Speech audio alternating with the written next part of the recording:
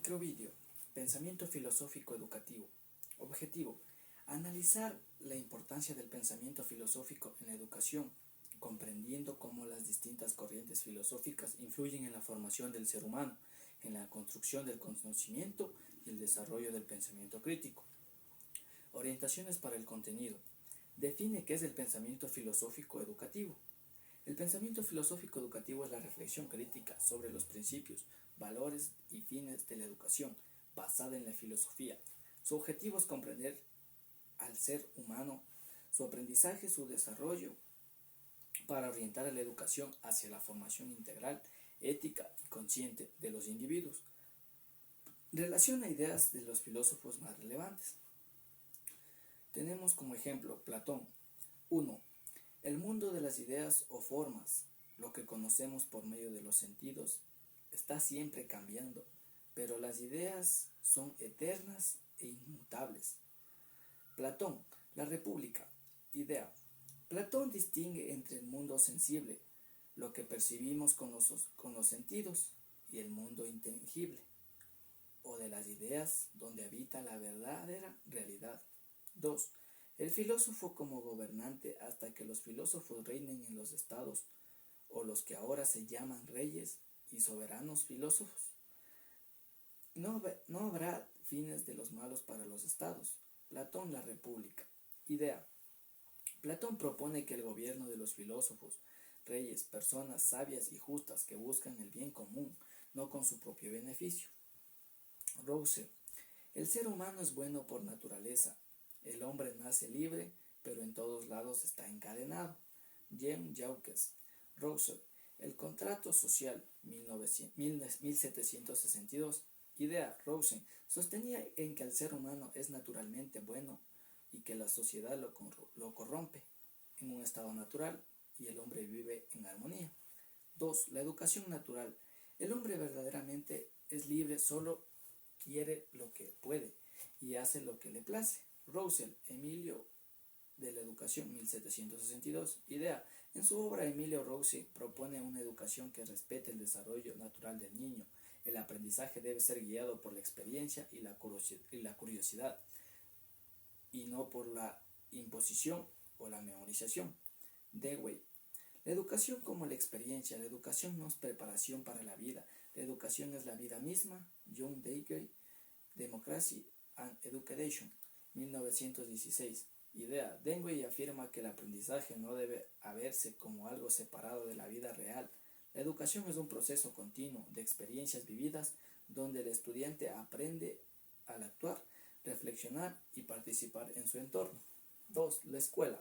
Como comunidad democrática, la educación es el método fundamental del progreso y la reforma social. John Dewey, My Pedagogic Creed, 1897. Idea. Dewey considera la escuela un laboratorio de democracia, donde los niños aprenden a convivir, participar y cooperar. La educación debía formar de ciudadanos críticos y comprometidos con el bien común. Freire. El diálogo como base del aprendizaje. Nadie educa a nadie.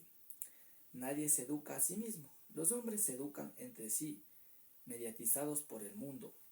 Paulo Freire. Pedagogía del oprimido, 1970. Idea. El conocimiento surge del diálogo entre el educador y educando, no de la imposición. Ambos aprenden mutuamente, construyendo saberes a partir de la realidad y la experiencia. Crítica. 2. Crítica al modelo bancario de la educación.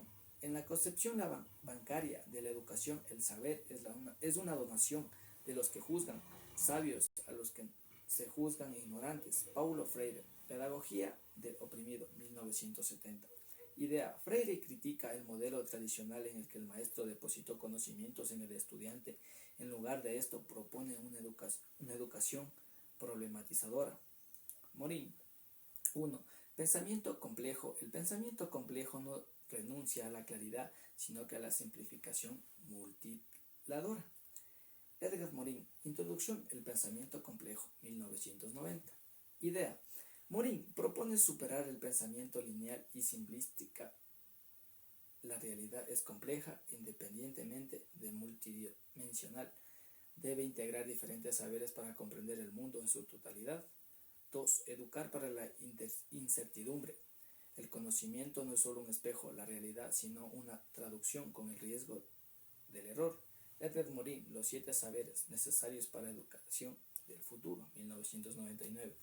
Idea: Morin invita a aceptar la incertidumbre como parte esencial del conocimiento. Enseñar no debe ser solo transmitir certeza, sino aprender a manejar la duda, el error y la ambigüedad. Lippmann. 1. La comunidad de investigación del aula debe convertirse en una comunidad de investigación en la que todos aprendan a pensar juntos. Matthew Lippmann, La filosofía en la aula, 1980. Idea: Lippmann propone que el aprendizaje ocurra dentro de una comunidad de diálogo y cooperación donde los estudiantes y el docente investigan colectivamente los problemas. 2. El rol del docente como facilitador del pensamiento. El profesor no transmite conocimiento, sino que estimula el pensamiento.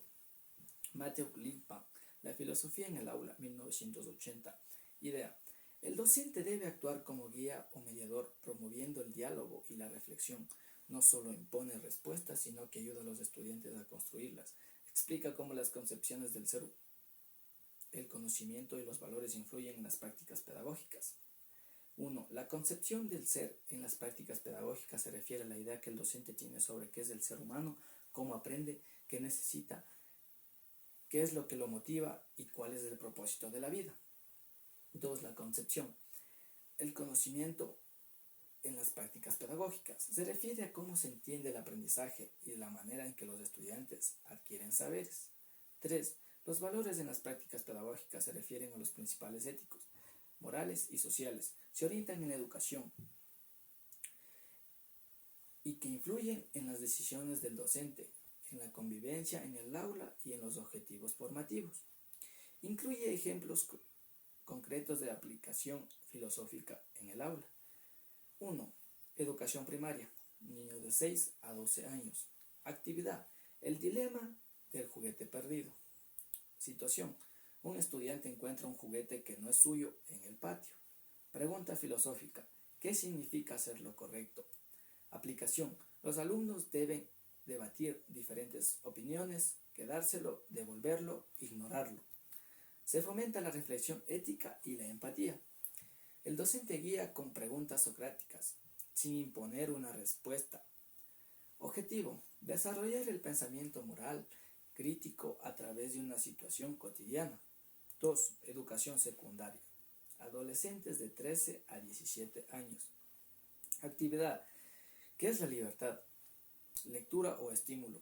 Fragmento de Jean-Paul Sartre, un episodio de una serie donde un personaje enfrenta una elección difícil. Dinámica: grupos pequeños discuten sin opiniones significativas de ser libre. Luego, en plenario, se contrastan las distintas visiones de existencialistas, deterministas sociales. Aplicación filosófica: relación entre filosofía, política, ética, personal. Objetivo: desarrollar la capacidad de argumentación y análisis conceptual. Ejemplo número 3. Bachillerato, nivel preuniversitario.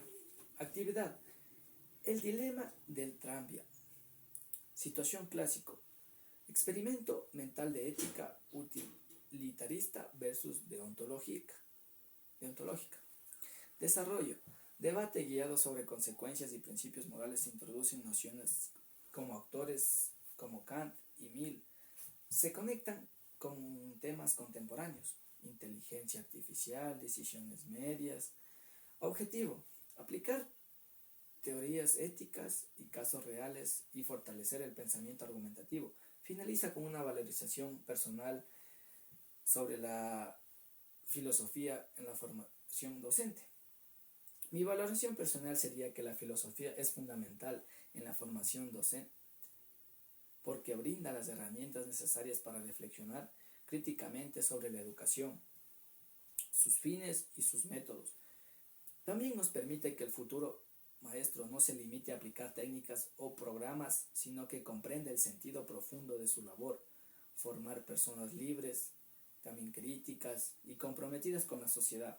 A través de la filosofía, el docente aprende a cuestionar sus propias creencias, a fundamentar sus decisiones pedagógicas y promover a los estudiantes el pensamiento autónomo.